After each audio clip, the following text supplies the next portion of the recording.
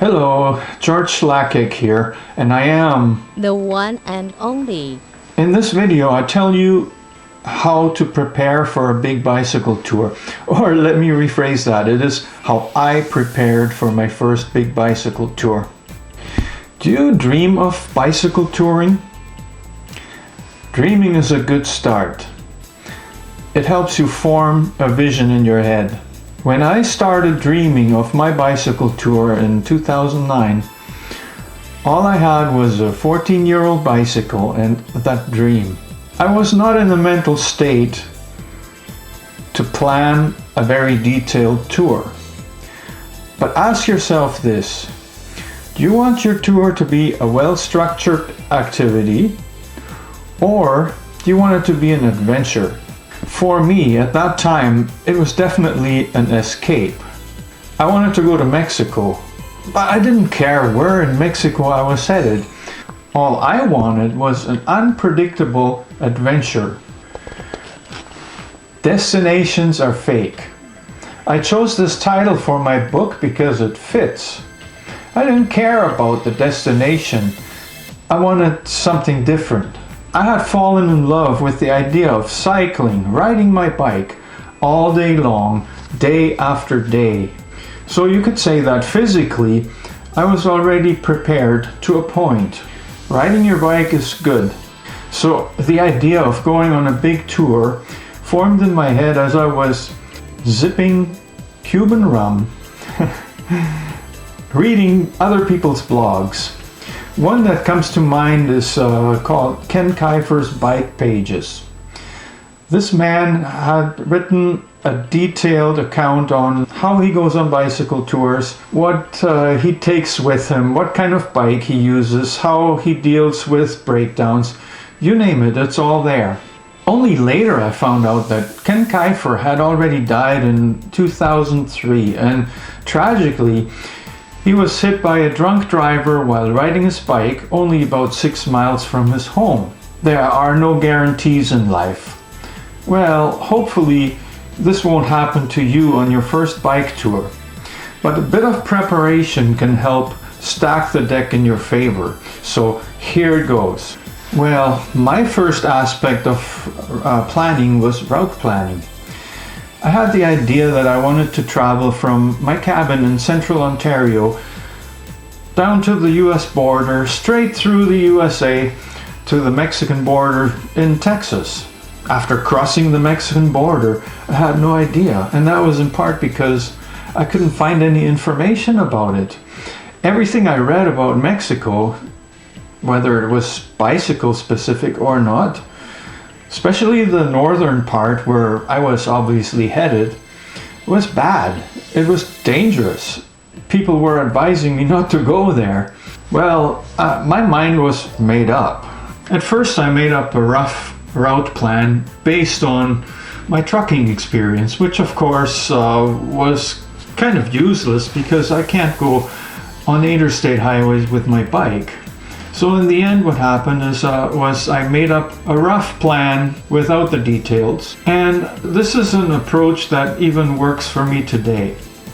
You cannot make a good route plan when you don't have all the information, and something as little as a storm or a construction zone can totally alter your experience. There are delays, you name it. My advice is don't go crazy over route planning.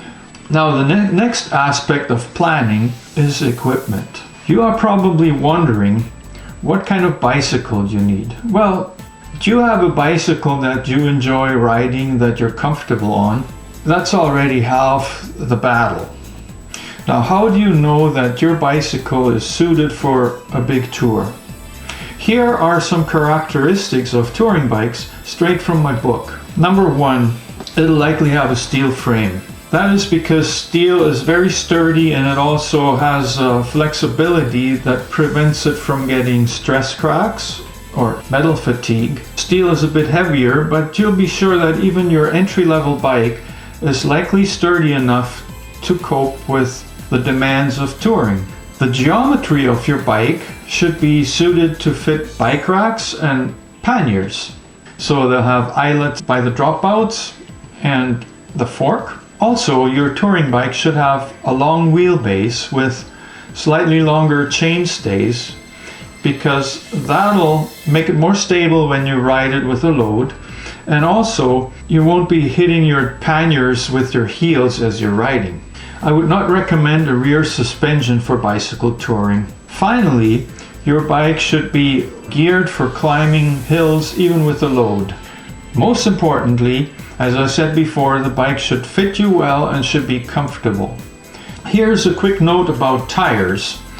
26-inch tires are the most common, even today, around the world. This may be worth something when you're stuck somewhere and you need a tire. I think you will also appreciate fenders on your bike. A standard bicycle is designed for a load of around 300 pounds, including the rider and the load. So if you say you weigh 150 pounds and your load weighs 50, that's only 200 pounds. You still have another 100 pounds to play with. So you should be good even if your bike is an entry-level bike. Now, another note here, very important.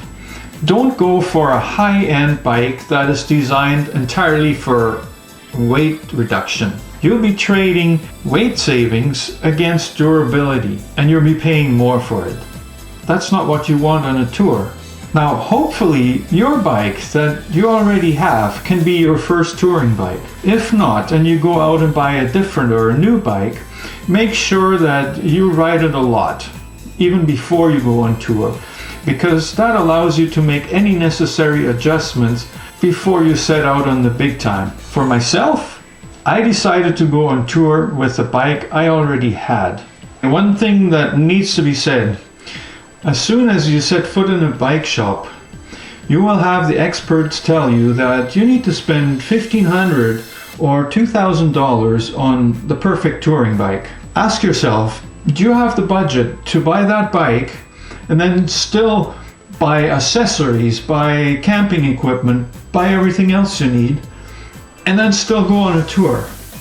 If the answer is no, you'll have to find a different solution. Now, here's a quick note about safety. Get some lights for your bike. It is inevitable, even if you're planning never to ride at night. At some point, there will be darkness or bad weather or whatever, or you just get delayed and you end up riding longer than you thought. Now, keep in mind that most bike lights are designed to go on a bike without a load. So get some that are flexible, that you can put in various places so that they are not covered up by your panniers or your handlebar bag. That can be more challenging than meets the eye. Now let's talk about the load itself. First off, how will you carry it? Well, I've seen some people touring with trailers. They're pulling a trailer behind their bikes. I have no experience with this, never done it, and I can tell you why. I simply don't want another thing with wheels that I have to deal with when, say, I want to sleep in a hotel room. Most of the time when I have just my bike, I just bring it inside the room, no problem. Now, if you have a trailer, you have one more thing to worry about. The most common way to haul your stuff are panniers, and that's what I did. I still have the same ones that I started out with, 2 large ones for the back rack and 2 smaller ones for the front. These ones are from MEC here in Canada, and unfortunately they don't make them anymore. I also bought a nice handlebar bag for the front so I could keep my valuables in there, such as the travel documents, passport. I had some maps in there, and my camera and my phone. Now let's go on to the equipment you need. A self-supported bicycle tour usually means sleeping outdoors, so you will need camping equipment. Number 1, of course, tent. I would say go for a small dome tent, a 2-person one that is light and that packs in a very small package. Dome tent is because you can set it anywhere, even on a concrete pad. I didn't have that when I did my first tour. I had this simple $35 tent. You know what? I made it work, but it's much easier with a dome tent. Get a 2-person tent, even if you're traveling by yourself, because that allows you to bring your valuables and maybe your clothes and stuff bring some panniers into the tent with you overnight. To sleep on, you will need some sort of sleeping pad. Myself, I like air mattresses.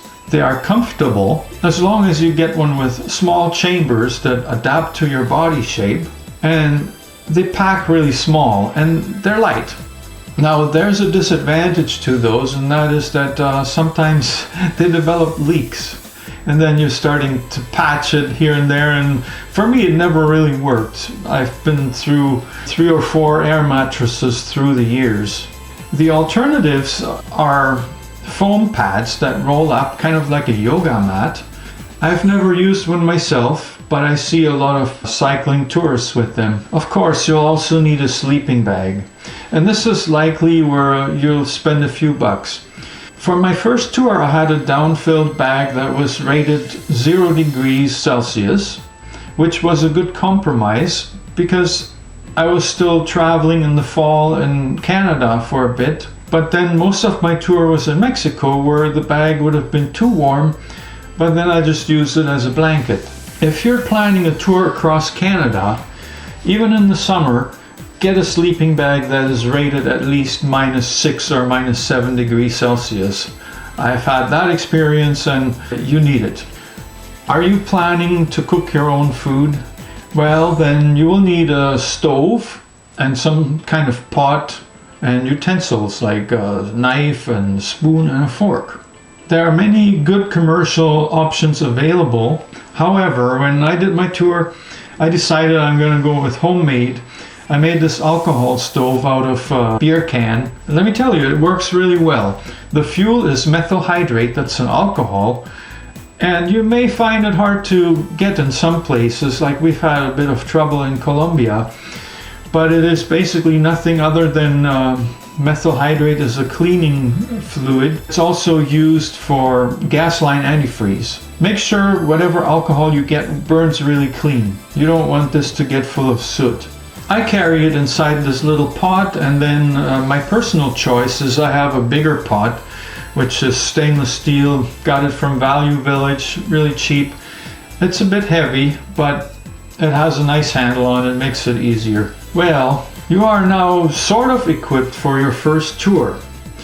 Of course, there are some things that you need to know that are still missing, like what kind of clothes to pack and what kind of tools or spare parts should you be carrying.